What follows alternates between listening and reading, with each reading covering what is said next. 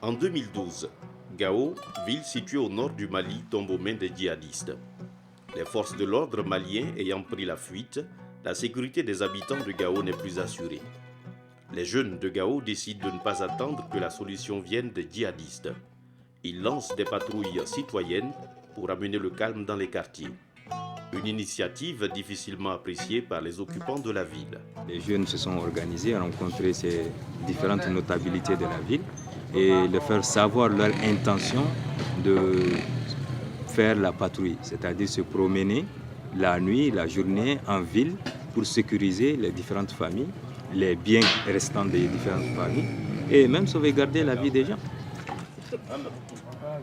Ils étaient tous là en ce moment. Le Moujao et le Mnela étaient là. Effectivement, après avoir consulté les chefs de quartier, les notabilités de la ville, nous avons souhaité aussi rencontrer les nouveaux occupants pour comprendre les raisons pour lesquelles notre ville a été prise et ce qu'ils attendent des populations. Et c'est ainsi que nous sommes partis d'abord dans le QG du MNLA.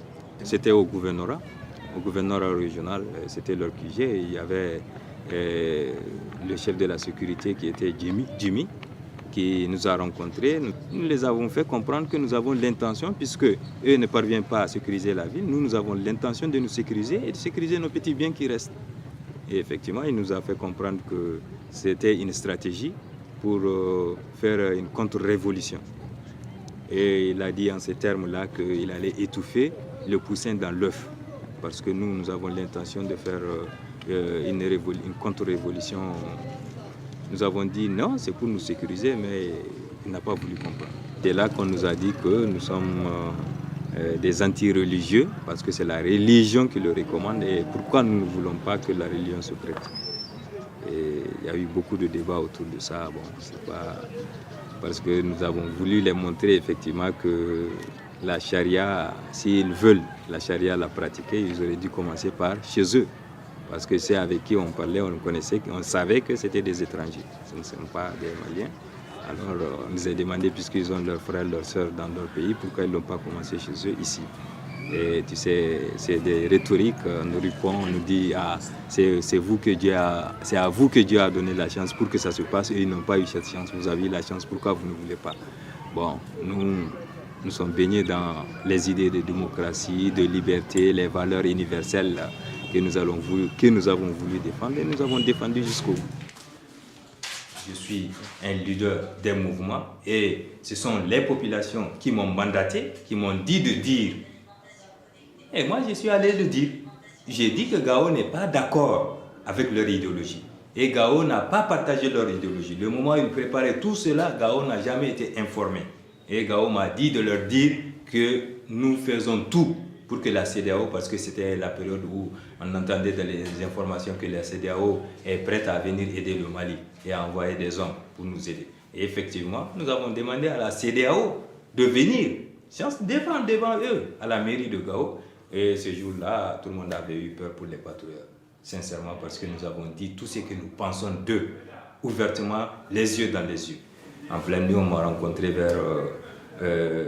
derrière l'IFM, précisément. Et c'est à partir de là qu'ils m'ont amené jusque derrière le camp en me posant certaines questions, que j'étais complice des Européens, que c'est moi qui envoyais les informations à l'État malien. Effectivement, ils n'avaient pas tort, mais ils n'avaient pas de preuves. Effectivement, ils m'ont menacé. Le moment où ils ont compris sincèrement que ils n'avaient aucune preuve, quoi. Et j'ai su me défendre de ce Dieu qui l'a fait, c'est pas moi, hein, sincèrement, je ne sais pas. Et ils sont revenus avec moi en ville, ils m'ont déposé là où ils m'ont pris et j'ai continué ma patrouille. La nuit tombée, les jeunes font des patrouilles dans tous les quartiers et villages environnants de Gao. Plusieurs voleurs ont été appréhendés et beaucoup de matériel récupéré au cours de ces rondes. Une opération qui n'est pas sans risque et qui les a parfois opposés directement aux djihadistes. Avec plus d'une trentaine de blessés et 5 morts dans leur rang, ces jeunes patrouilleurs ont payé un lourd tribut pour amener la sécurité dans leur ville. Là, j'ai trouvé 3 djihadistes en train de tenter à violer une jeune fille qui a été commissionnée par ses parents dans les environs de 21h comme ça. a trouvé que plusieurs personnes, tout le monde a fermé leurs portes, il n'y avait pas d'électricité avec l'obscurité. Je me suis approché en attendant les cris de la jeune fille. Et là, j'ai essayé de leur sensibiliser qu'ils laissent tomber cette jeune fille et qu'ils partent. Et qu'on ne s'est même pas vu. Ils ont dit ici c'est la charia et que moi je suis devenu fou pour leur donner des ordres. Ils ont pris ça pour des ordres, quoi. Donc c'était une négociation de libérer la jeune fille. Donc il y a eu même des bagarres, j'étais blessé. Il y en a eu certains qui sont blessés parmi eux. Après ça, quelques jours, ils ont dit, celui qui a, c'est-à-dire saboté leurs amis en pleine ville, parce que j'avais attaché un et les autres ont fui. Donc celui qui a saboté leurs amis mérite la mort. Donc ils étaient en train de me chercher un peu partout pour me tuer. Le mouvement me cachait un peu trop. Il y avait aussi des indications. Nous, on ne savait pas qui indiquait. Mais il y avait aussi des indications. J'ai beaucoup déménagé. J'ai fait pendant 15 jours ici. Après, la communauté me disait de quitter la ville parce que c'est dangereux. Car ils me cherchaient à 20 quoi. Donc j'ai quitté la ville pour Bamako.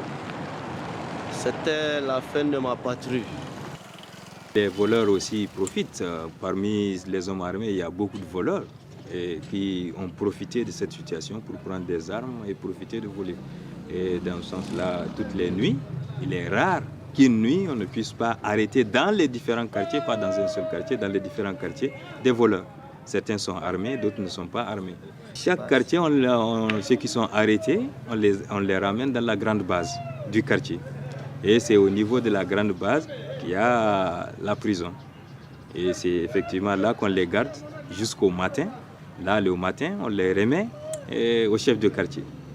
Nous avons eu au cours de la patrouille, nous avons recensé des morts, nous avons recensé des mutilés, des blessés par balle.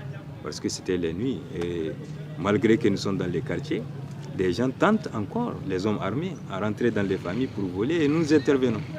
Avec la libération de Gao et le départ des forces islamistes en 2013, le problème de l'insécurité ne s'est pas résolu.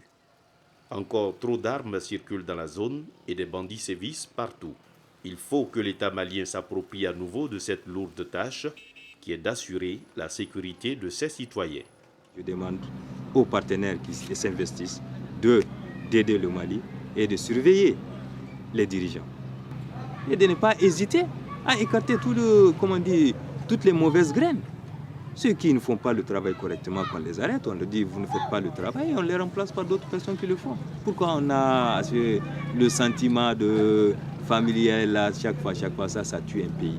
Il faut sortir du cadre familial et il faut essentiellement encourager ceux qui travaillent pour l'État et aussi sanctionner ceux qui ne font rien. Et c'est ça, c'est dans ce sens-là qu'on peut cultiver le patriotisme, qu'on peut cultiver toutes les qualités qu'on veut pour l'homme. Mais quand il n'y a pas de récompense, il n'y a pas de sanction, je crois qu'on retrouve encore dans le même cercle vicieux.